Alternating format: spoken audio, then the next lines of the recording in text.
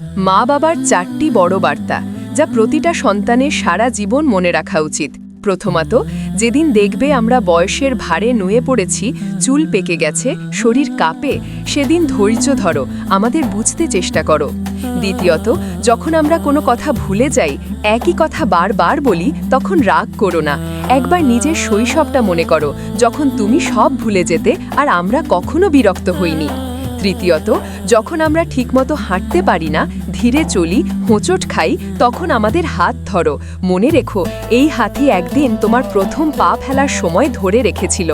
চতুর্থত, যখন আমরা অসুস্থ হয়ে পড়ি, চিকিৎসার প্রয়োজন হয়, তখন খরচ করতে কুণ্ঠা করো না।